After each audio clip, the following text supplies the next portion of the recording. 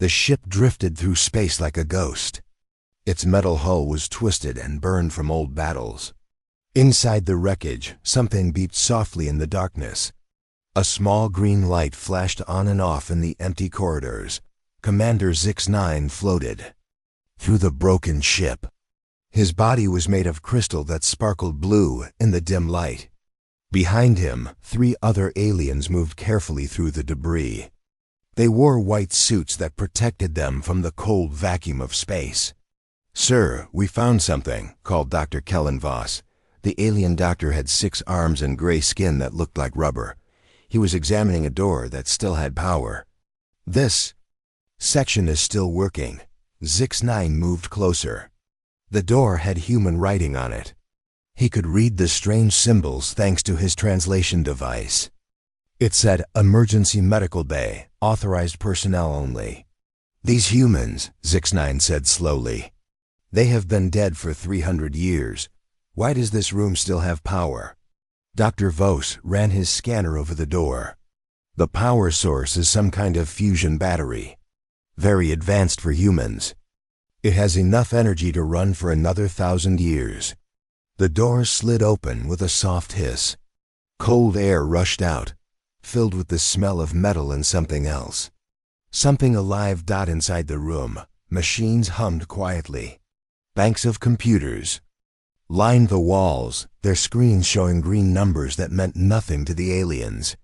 But in the center of the room stood something that made them all stop and stare. It was a cylinder made of clear metal, tall enough for a person to stand inside. Frost covered the outside, but through the ice they could see a shape, a human shape.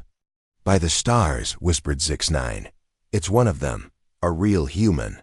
Dr. Voss moved closer with his scanner. "Sir, this being is alive. The machines are keeping it in some kind of frozen sleep. Heart rate is very slow but steady. Brain activity is minimal but present." Inside the cylinder, Jake Morrison slept. He was 28 years old, with short brown hair and scars on his hands from years of fighting. His uniform was torn and bloody from his last battle. On his chest was a name tag that read, "Morrison, J. Marine Sergeant." "What do we do with it?" asked Talven, the ship's security officer. His species looked like walking trees, with bark-like skin and no face. Just a hole where his mouth should be. Zix-9 studied the human carefully. "The Science Council will want to study this creature.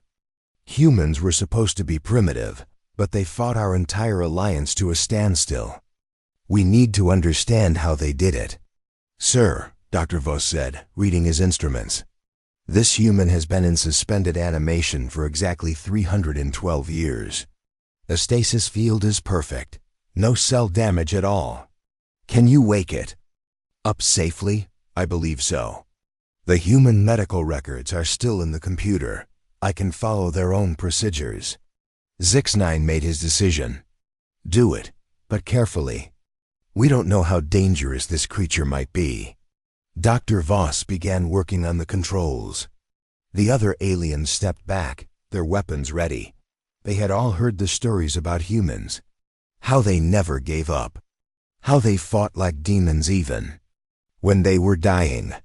How they had killed billions of alien soldiers before their sun finally burned out. The machine began to change its sound. The humming grew louder. Inside the cylinder, Jake's body began to twitch. His eyes moved under his closed lids. His breathing grew faster. Heart rate increasing, Dr. Voss reported. Brain activity rising to normal levels. "The creature is waking up." Jake's eyes opened slowly. Everything was blurry and white. His body felt heavy and cold. He tried to move, but his muscles wouldn't obey him. His throat was dry, and his head pounded like someone was hitting it with a hammer. Where was he? The last thing he remembered was the battle. The aliens had broken through the defense line. Captain Hayes was screaming orders over the radio. The ship was shaking apart around them. Then someone had grabbed him and dragged him toward the medical bay.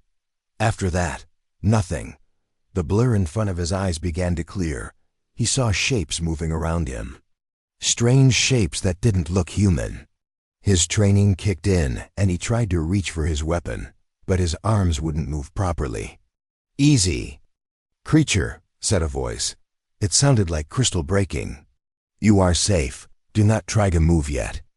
Jake's vision cleared completely, and he saw them. Aliens. Real aliens, not the ones from old movies. One looked like it was made of blue glass. Another had gray skin and too many arms. A third looked like a walking tree, where ... Jake's voice came out as a croak. "Where am I?" "You are aboard our research vessel," Zix9 said. His translation device changed his crystal voice into something Jake could understand. "We found you in the wreckage of your ship." "My ship?" Jake's memory was coming back in pieces. "The Armstrong. We were defending the colony on Mars. The aliens attacked and ... He stopped. "These were aliens talking to him. You're them. You're the ones who killed everyone." "Not us specifically," Zix9 said. "But yes, our alliance defeated your species. That was over 300 years ago." The words hit Jake like a physical blow. 300 years. Everyone he knew was dead. His family, his friends, his unit. Everyone. The war was over and humanity had lost. "Earth," he whispered. "What happened to Earth?" Dr. Vos looked at his instruments instead of answering. Talven shifted his weight from one foot to another. Finally, Zix9 spoke. "Your sun went nova during the final battle. Earth and all the inner planets were destroyed. We believed all humans died with them." Jake closed his eyes. His homeworld was gone. Everything was gone. When he opened his eyes, again, something had changed in them. They were harder now, colder. "Why did you wake me up?" he asked. "For study," Zix9 said honestly. "Humans were remarkable fighters. Your species held off our entire alliance for 50 years. We want to understand how you did it." Jake tried to sit up. His body was getting stronger as the stasis drugs wore off. "You want to study me like a bug under a microscope?" "Something like that, yes." Dr. Vos stepped forward with a medical scanner. "We need to run some tests. Check your health after such a long sleep." "Don't touch me," Jake said. His voice was quiet, but something in it made all the aliens step back. "Human Morrison," Zix9 said. "You have no choice. You are the last of your kind. You are alone in a galaxy that has moved on without you. We are offering you a chance to live, to help us understand your species. In return, we will treat you well." Jake looked around the room. The walls were made of some kind of metal he had never seen before. The computers were far more advanced than anything humans had built. He was surrounded by aliens who could kill him without effort. But something deep inside him, something that had kept him fighting when everyone else gave up, began to burn. "Again, I'm not the last," he said quietly. "What do you mean?" Zix9 asked. Jake looked directly at the crystal alien. "Humans don't give up. We don't all die in one place. If you found me, there are others, hidden, waiting. And when they find out what you did to our world, they're going to come for you." The aliens exchanged glances. They had expected to find a broken creature, grateful to be alive. Instead, they had awakened something that still had fight left in it. "We shall see," Zix9 said. But for the first time since finding the human, he wondered if waking it up had been a mistake. Jake woke up in a small white room. The bed was too soft and the walls were too clean. Everything smelled like chemicals and metal. He had been on the alien ship for 3 days now, and each day felt like a prison. Dr. Vos came in every morning with his machines and scanners. The gray alien would poke and prod Jake with instruments that hummed and beeped. Jake let him do it because he didn't have a choice, but he watched everything. He memorized the layout of the ship, the routines of the crew, the location of every door and corridor. "Your blood is very interesting," Dr. Vos said as he drew another sample. "Human cells are different from any other species we have studied." "Different how?" Jake asked. He had learned that asking questions got him more information than staying silent. Your cells carry more electrical energy. Much more, and they seem to connect to quantum fields in ways we don't understand. Jake didn't know what quantum fields were, but he filed the information away. Everything he learned might be useful later. On the fourth day, something strange happened. Jake was eating breakfast when Commander Zix-9 entered his room. The crystal alien moved with quick, nervous steps. "We have a problem," Zix-9 said. "Equipment has been malfunctioning around you." "What kind of equipment?" "Door controls. Computer. Terminals. The food dispenser in your room has broken 3 times. Our engineers cannot find anything wrong with them." Jake set down his spoon. "Maybe your ship is just old." "This ship is only 5 years old." The malfunction started the day you woke up. Before Jake could answer, the lights in the room flickered. Then they went out completely. Emergency lighting kicked in, bathing everything in red. Jake heard alarms going off somewhere in the ship. "What's happening?" Jake asked. ZYX-9 was already heading for the door. "Power failure in Section 7. That's the 3rd one this week." Jake followed him into the corridor. Alien crew members ran past them, carrying tools and shouting in languages Jake couldn't understand. They reached the ship's main control room, where dozens of aliens worked at glowing panels. "Report," Zix-9 ordered. "Sir, we've lost power to the weapon systems," called an alien that looked like a giant spider. "No cause found. The systems just shut down for no reason." "Sir," another alien said. "The navigation computer is also acting strange. It keeps showing impossible readings." Jake watched the chaos around him. The aliens were scared. He could see it in the way they moved, the way they spoke. Something was wrong with their ship, and they didn't know what it was. "Human Morrison," Zix-9 said. "Return to your quarters immediately." "Why? I'm not doing anything. Just go." Jake walked back toward his room, but he didn't go inside. Instead, he hid around a corner and listened. 2 aliens were talking in low voices. "It's the human," one of them said. "All these problems started when we brought it aboard." "Don't be stupid. Humans are primitive. They can't affect our technology." "Then explain the power failures. Explain why computers crash when it walks by." Jake pressed himself against the wall. Could he really be causing the problems? He didn't feel like he was doing anything special. He was just angry all the time, thinking about Earth and everyone he had lost. The next day, Dr. Vos came to his room with a new machine. It looked like a helmet covered in wires and lights. "We want to scan your brain while you are awake and active," the doctor said. "What for?" "To understand how human thoughts work. Your brain patterns are unlike anything we have seen." Jake didn't want to put the helmet on, but 4 security guards stood behind Dr. Vos. He had no choice. The helmet was heavy and cold against his head. "Now," Dr. Vos said, "I want you to think about something that makes you angry." That was easy. Jake thought about the day he learned Earth was gone. He thought about his sister Mary, who had been studying to be a teacher. His parents, who had run a small farm in Ohio. His friends from basic training. All dead, all gone forever. The machine started beeping faster. Numbers flashed on Dr. Voss's screen. "Fascinating," the doctor said. "Your brain is generating massive amounts of electrical activity, but it's not staying in your head. It's somehow leaking out into the environment." "What does that mean?" Before Dr. Vos could answer, every light in the room went out. The machine, scanning Jake's brain, sparked and started smoking. The door to his room slammed shut so hard it bent the metal frame dot in the darkness.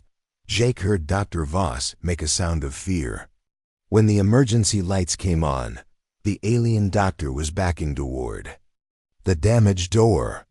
"Get this thing off me," Jake said, reaching for the helmet. "Don't touch it," Dr. Vos shouted. The energy readings are off the scale. If you move wrong, you could kill us both. Jake froze. What are you talking about? Your brain is channeling some kind of power, raw energy. When you got angry, it overloaded every system in this room. Dr. Voss carefully removed the helmet with tools instead of his hands. The moment it came off Jake's head, the lights came back on. The door straightened itself with a grinding sound of metal. This is impossible, Dr. Voss whispered. No biological creature should be able to do this. Word of what happened spread through the ship quickly. Jake could tell because the aliens started looking at him differently. Before, they had seen him as a curiosity, something interesting to study. Now they looked at him with fear. Commander Zix-9 called a meeting with his senior staff. Jake wasn't invited, but he had learned to listen at doors. The aliens were arguing about what to do with him. We should contact the Science Council immediately, Dr. Voss was saying. This discovery could change everything we know about biology. Or we should space him now, before he destroys the ship, said Talven, the security chief. We can't kill the last human. The political consequences would be severe. Then what do you suggest? More tests? We need to understand the extent of his abilities. Jake heard footsteps approaching and quickly moved away from the door. But he had heard enough. They were scared of him now, but they still wanted to study him like a lab rat. That night, Jake lay in bed thinking about what Dr. Voss had said. Raw energy, power leaking from his brain. It sounded crazy, but he couldn't deny what had happened. When he got angry, things broke. When he concentrated hard, lights flickered. Maybe humans really were different. Maybe that's why they had been able to fight the alien alliance for so long. Not because they were better soldiers, but because they had some kind of power the aliens didn't understand. Jake closed his eyes and tried to remember the war. There had been stories, rumors really. Soldiers who could see in perfect darkness. Marines who survived falls that should have killed them. Pilots who seemed to know where enemy ships were before they appeared on radar. At the time, people had called it luck or training or just good reflexes. But what if it was something more? What if humans had abilities they didn't even know about? Jake sat up in bed. If he really had some kind of power, he needed to learn how to control it. The aliens were afraid of him now, but fear could work both ways. If they were scared enough, they might make mistakes. And if they made mistakes, he might find a way to escape. He thought about his sister Mary again, but this time he tried to stay calm. He pictured her face and remembered her laugh. The lights in his room dimmed slightly, but they didn't go out. Progress. Jake spent the rest of the night practicing. He would think of something sad and watch the lights flicker. Then he would force himself to be calm and watch them steady. It was like learning to use a muscle he never knew he had. By morning, he had made a discovery that would change everything. The power wasn't just in his brain. It was in his whole body, in his blood, in every cell. Dr. Voss had been right about human cells being different. They weren't just different. They were weapons waiting to be awakened. And Jake was starting to wake up. The alarm screamed through the ship like a wounded animal. Jake woke up fast, his soldier training kicking in before his mind was fully awake. Red lights flashed in his small room, and he could hear aliens running through the corridors outside. His door burst open, and Talven rushed in with 4 other security guards. The tree-like alien's bark skin was darker than usual, which Jake had learned meant he was scared or angry. Get up, human. Now, what's happening? Dominion fleet, they're coming for you. Jake pulled on his boots. Who's the Dominion? The rulers of this galaxy. They know you exist, and they want you dead. Jake followed the guards through corridors filled with panicking aliens. Through the windows he could see space lit up with explosions. Huge ships shaped like black daggers were firing at the research vessel. The Harmony shook with each hit. Commander Zix-9 met them at the escape pods. His crystal body was cracked with stress fractures, something Jake had never seen before. "Human Morrison," Zix-9 said quickly. "The Dominion Council has ordered your immediate termination. High Chancellor Morthag himself is leading the fleet. Why do they want me dead so badly? Because you're proof that humans still exist. And because of what you can do." Another explosion rocked the ship. Jake could smell smoke and burning metal. Through the chaos, he heard Dr. Vos shouting over the comm system. "Sir, the humans' energy readings are spiking again. The ship's systems are overloading." Jake realized he was angry. Furious, actually. These aliens had destroyed his world, killed his people, and now they were fighting over him like he was a prize to be won. The anger built inside him like pressure in a boiler. Every light on the ship went out at once. In the darkness, Jake heard weapons charging. He felt the air change around him, becoming thick and heavy. Something was happening to him, something bigger than the small power surges he had been practicing. "Everyone stay calm," Zix-9 said. But Jake could hear fear in his voice. The emergency lights came on, but they were flickering wildly. Jake looked at his hands and saw something impossible. His skin was glowing with a soft blue light, like electricity. Was running through his veins. "What's happening to me?" Dr. Voss appeared with a scanner, his 6 arms moving quickly over the controls. "Your cellular energy is off the charts. You're channeling more power than our main reactor."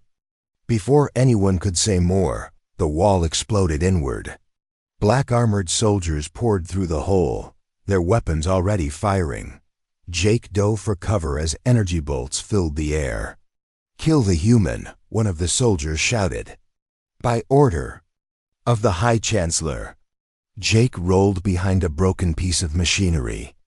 The soldiers were advancing fast, their weapons cutting through the alien crew like they were nothing. Talvin tried to fight back, but took a bolt to his chest and fell. Jake saw Commander Zix-9 trapped in the open, a soldier aiming right at him. Without thinking, Jake jumped up and reached out his hand. No! The energy bolt stopped in midair, 3 feet from Zix-9's head. It just hung there, glowing and crackling, frozen like it was stuck in invisible glass. Everyone stopped shooting. The Dominion soldiers stared at Jake with their weapons half raised. The research crew stared too, their eyes wide with shock. Jake stared at the floating energy bolt. He had stopped it. With his bare hand, he had stopped a weapon that could cut through steel. "Impossible," whispered one of the soldiers. Jake closed his fist. The energy bolt crushed itself into nothing and disappeared. The shooting started again, but now every shot aimed at Jake did the same thing. The bolts would slow down, stop, then vanish. Jake walked toward the soldiers, his hands glowing brighter with each step. "Stay back," one of them screamed. "Stay back or we'll kill everyone on this ship." Jake reached out and touched the soldier's weapon. The gun cracked and fell apart like it was made of glass. The soldier stumbled backward, his face full of terror. Behind his helmet, "You want to kill me?" Jake said quietly. "Then try harder." The other soldiers opened fire all at once. Jake raised both hands, and the air around him shimmered like heat waves. Every energy bolt hit the shimmer and bounced off in random directions. The walls, the ceiling, the floor, everything around Jake was getting hit by the soldiers' own weapons. One by one, the soldiers' guns overloaded and exploded. They fell back toward the hole they had made, dragging their wounded with them. "Retreat!" their leader shouted. "Retreat now!" They disappeared through the hole just as more explosions shook the ship. Jake could hear the Dominion fleet pulling back, but he knew they would be back with bigger guns. "We have to get you off this ship," Zix-9 said. His voice was shaky. "They'll destroy us all to get to you." Jake looked around at the damage. The walls were scorched black where the energy bolts had hit. The air still smelled like burning metal and ozone, but he felt fine. Better than fine, actually. He felt strong. Where can we go? There's an escape pod ready. I've programmed it to take you to a safe place. Dr. Vos ran up with a datapad in his hands. Human Morrison, before you go, you need to know something. I've been scanning the galaxy's communication networks. There are others. Others? Other. Humans. Hidden in deep space, on forgotten worlds, in asteroid fields. The Dominion has been hunting them for 3 centuries, but some survived. Some are still out there. Jake felt something hot and bright flare up in his chest. Hope, after days of thinking he was alone, the last human in the galaxy. He wasn't alone after all. How many? I don't know. But I've detected at least 12 separate groups, maybe more. Commander Zix-9 handed Jake a small device. This is a long-range communicator.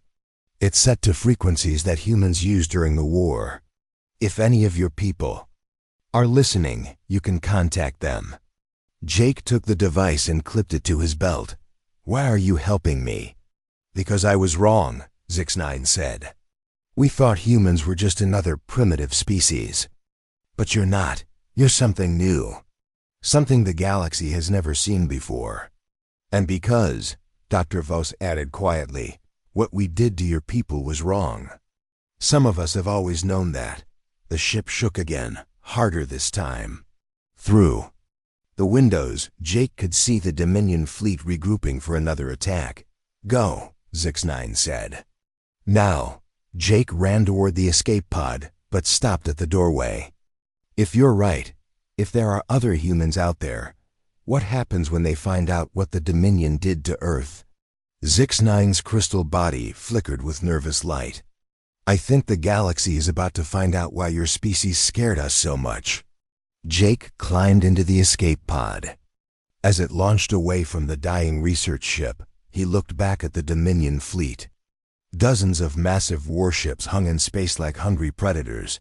They had destroyed his world, killed his people, hunted the survivors for 300 years, but they had made one mistake. They had let him live long enough to discover what he could do. Jake activated the communicator and began broadcasting on the old human frequencies. His message was simple. This is Sergeant Jake Morrison, Earth Marine Corps. If anyone can hear this, you're not alone. I'm alive and I'm coming to find you. And when I do, we're going to make them pay for what they did to our home. The escape pod flew toward the nearest star system, carrying the last hope of humanity into the darkness. Behind him, the Dominion fleet began to spread out across the galaxy. The hunt had begun. But now Jake wasn't sure who was hunting who. Jake's escape pod crashed into the rocky surface of Kepler 442b with a sound like thunder. The impact threw him against the safety harness so hard he saw stars. When the spinning stopped, he could smell smoke and hear metal cooling in the thin air outside. He climbed out of the wreckage and looked around. The planet was mostly rock and dust, with a red sun hanging low in the purple sky. Mountains stretched to the horizon, their peaks covered in ice. It looked like a dead world, the kind of place no one would think to look for survivors. That's probably why the humans had chosen to hide here. Jake activated his communicator and sent out the signal Dr. Vos had given him. Old human military. Codes from the war. For 10 minutes, he got nothing but static. Then, a voice crackled through the speaker. Unknown caller, identify yourself. This is a restricted frequency. Jake's heart jumped. Another human voice. After all these years of thinking he was alone, hearing someone speak in English made his eyes water. This is Sergeant Jake Morrison, Earth Marine Corps, service number 7742 Delta 9. I'm broadcasting on emergency frequencies looking for survivors. Long silence. Then, Morrison Jake, born Ohio, Earth. Sister named Mary, parents owned a farm. You were stationed on Mars when the Dominion attacked. Jake felt cold. They knew things about him that weren't in any military file. Personal things. How do you know that? Because we've been watching you, son. Ever since you woke up on that alien ship. My name is Ben Torres. I run the mining operation here, and we've got a lot to talk about. 2 hours later, Jake was walking through tunnels carved deep into the planet's rock. The walls were smooth and warm, heated by geothermal vents that ran all through the mountain. Electric lights hung from the ceiling, powered by hidden generators. Ben Torres met him at the main cavern. He was a big man with gray hair and hands like leather. His face was marked by years of hard work and harder choices. Behind him stood dozens of other humans, all watching Jake with curious eyes. "Welcome to Haven Colony," Ben said. "Population 237, as of this morning." Jake looked around the cavern in amazement. It was huge, big enough to hold a small town. Gardens grew under artificial lights. Children played near a clear underground stream. Adults worked at machines and computers that looked human-built but more advanced than anything Jake remembered from Earth. "How long have you been here?" "My grandfather founded this place about 200 years ago. We've been hiding, growing, surviving. The Dominion thinks this planet is empty because we stay underground and keep our heat signatures low." A woman approached them. She was young, maybe 30, with dark hair and intelligent eyes. She wore a white coat covered in equations written in marker. "This is Dr. Amy Parker," Ben said, "our head scientist. She's the one who's been studying what's happening to our people." "What do you mean, what's happening?" Dr. Parker led them to a lab filled with strange equipment. "The children born after Earth's destruction are different, Jake. They have abilities that their parents never had. And those abilities are getting stronger with each generation." She showed him to a window that looked down into another cavern. Below, Jake could see kids playing, but they weren't playing normal games. A boy about 10 years old was floating 6 feet off the ground, laughing as he flew in circles. A girl was making light dance between her fingers like she was juggling stars. "My God," Jake whispered. "It started about 50 years ago," Dr. Parker explained. "Children began showing signs of what we call enhanced abilities. Telekinesis, energy manipulation, sometimes even limited time perception. We think it's related to the quantum field interactions Dr. Vos detected in your cells. How many colonies like this are there?" "We know of at least 15, Ben said. "Probably more. Most stay hidden, but we share information when we can. The Underground Railroad helps move people between safe locations." Underground Railroad?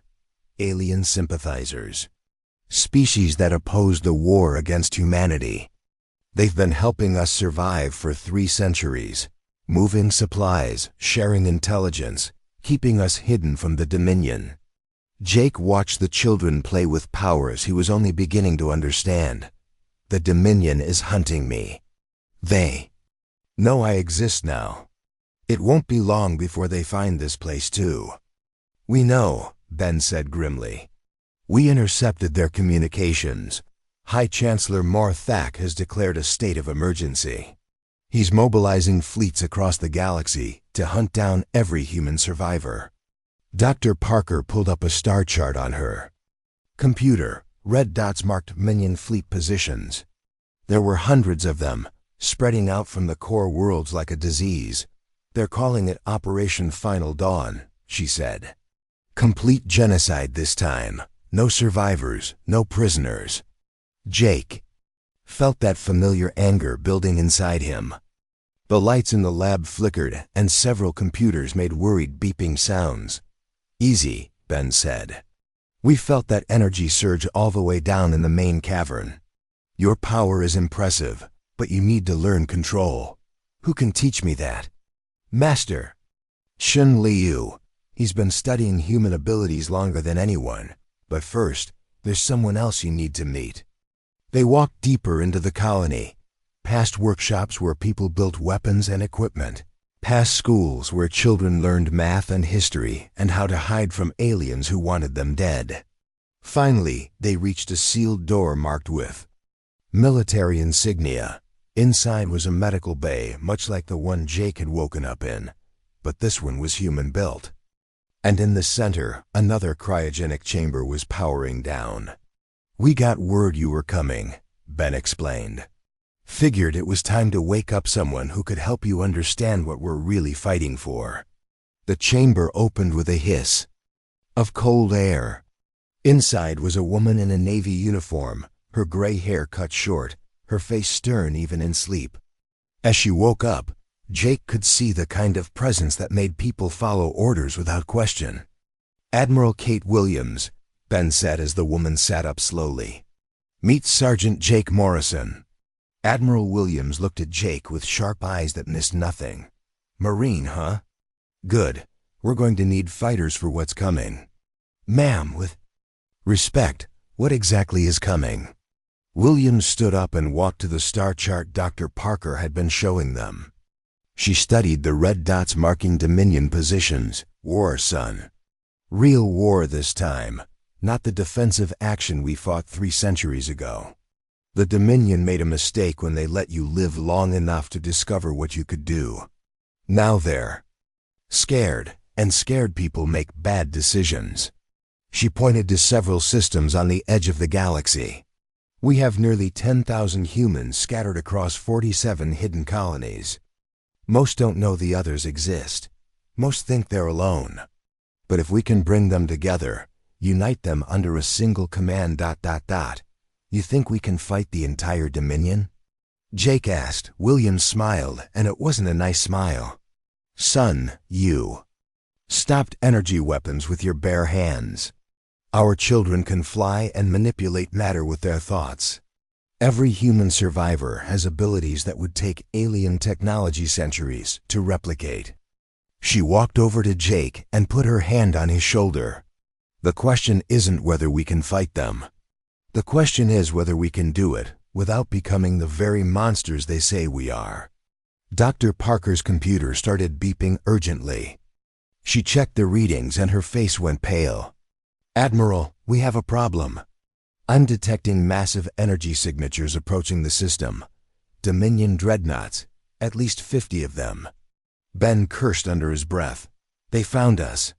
Williams was already moving toward the door. "How long until they arrive?" 6 hours, maybe 7 if we're lucky. Then we evacuate, get everyone to the transport ships. It's time to stop hiding and start fighting." Jake felt the power building inside him again, but this time it felt different, controlled, focused. "What do you need me to do?" Admiral Williams looked at him with approval. "You're going to help me send a message to every human survivor in the galaxy. It's time they knew they weren't alone. It's time they knew we're coming home." As alarms began to sound throughout the colony, Jake realized that everything was about to change. The age of hiding was over. The age of human power was about to begin, and the galaxy would never be the same. The Dominion fleet filled the space around Kepler 442b like a cloud of metal death. 50 dreadnoughts, each one bigger than a city, their weapons charging with enough power to crack a planet in half. High Chancellor Morthake stood on the bridge of his flagship, the Eternal Throne, watching the empty world below. "Are you certain the humans are here?" he asked his tactical officer. "Yes, sir. Our scanners detect heat signatures and power sources underground. At least 200 life forms." Morthak's reptilian face twisted into what might have been a smile. His species had ruled the galaxy for 1,000 years before the humans appeared, and he had personally led the war that destroyed Earth.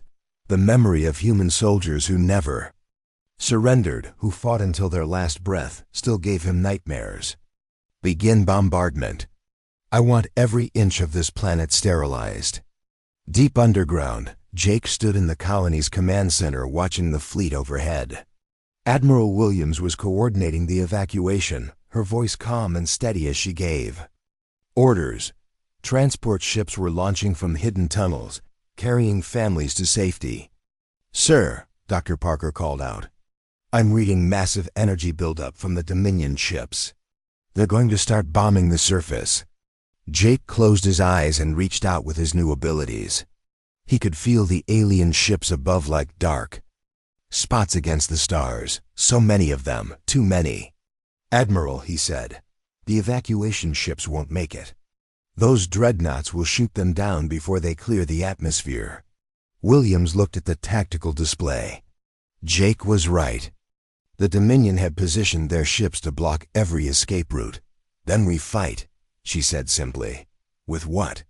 We have maybe 30 fighters and a few defense platforms. They have 50 capital ships." Williams walked over to Jake and looked him straight in the eye.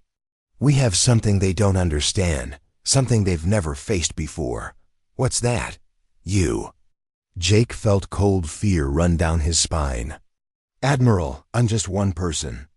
I can stop a few energy bolts, maybe disable a small ship, but I can't fight an entire fleet." "Can't you?" Before Jake could answer, the first bombardment began. The mountain above them shook as energy beams hit the surface.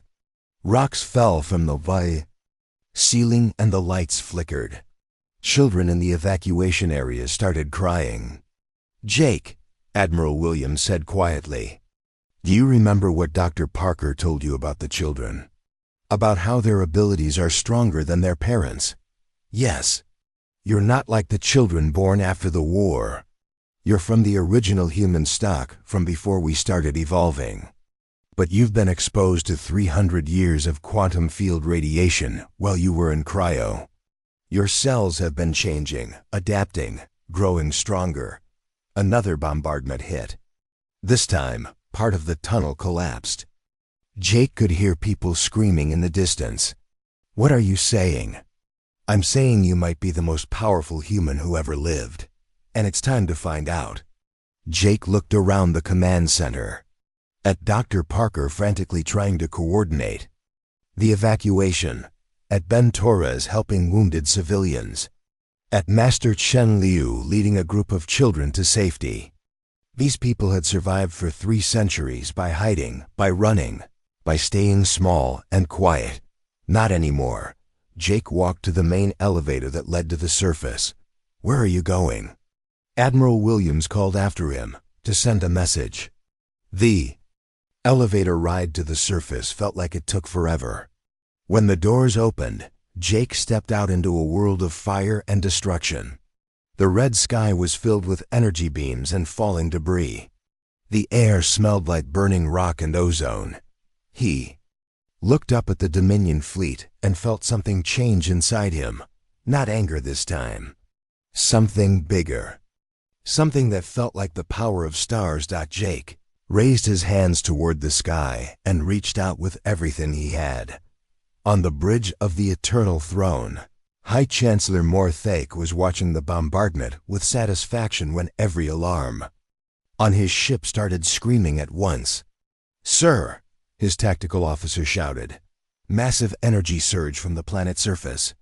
Power levels are off our instruments." "What kind of energy surge?" "Unknown, sir. It's like nothing in our databases."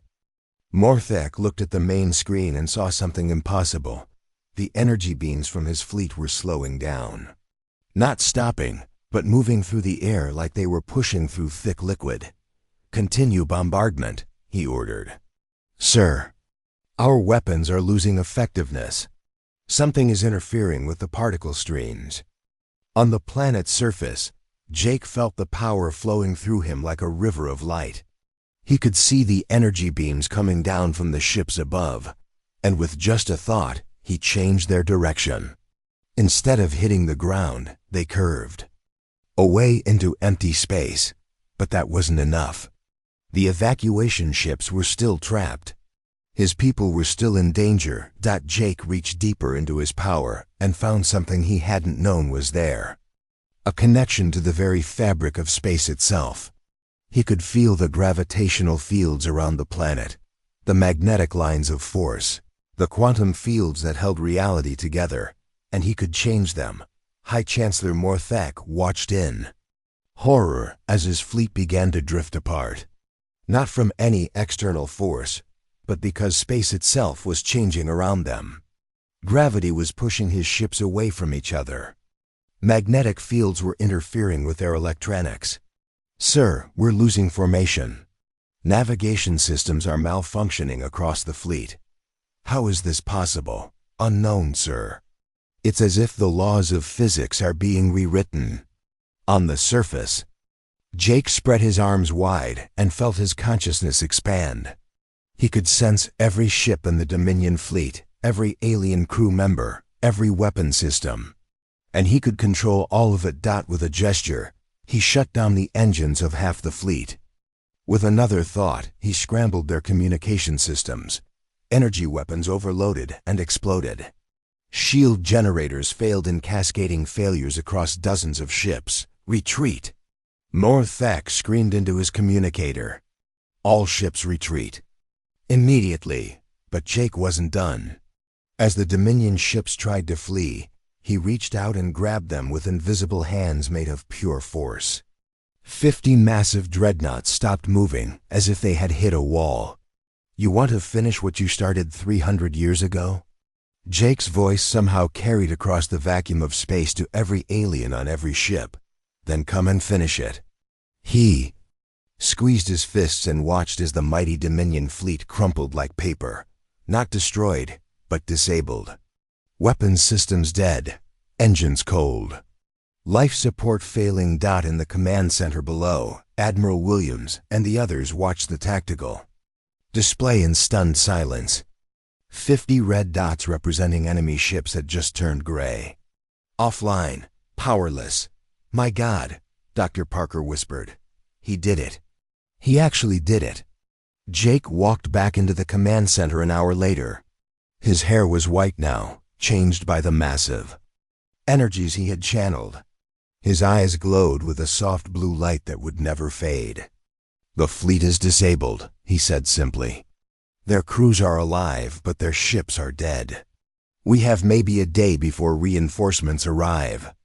Admiral Williams looked at him with something like awe. "What do we do now?" Jake activated the long-range communicator and broadcast on every human frequency across the galaxy.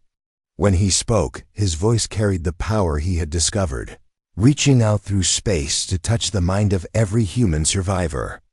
"This is Jake Morrison. The age of hiding is over. The Dominion came to finish their genocide and found something they didn't expect. They found us, united, powerful, unafraid." He paused, feeling the responses coming back from dozens of colonies. Hundreds of ships, thousands of survivors who thought they were alone. "We are not the same species that lost the war 3 centuries ago. We have evolved. We have grown. We have become something new, something they cannot stop." On distant worlds and hidden bases, humans felt Jake's words like fire in their blood. Children stopped hiding their abilities. Adults remembered what it felt like to stand tall. Families looked up at the stars and saw not a hunting ground, but a home to reclaim. The galaxy belongs to everyone, not just to those strong enough to take it by force. We're going home. All of us. And anyone who tries to stop us will learn why they were so afraid of humans in the first place. Jake closed the communicator and looked around at his people. They were still just 200 survivors on a remote planet. But they were no longer alone. Across the galaxy, humanity was awakening. The war was over. The real war was about to begin. And this time, humanity would not just survive. They would win.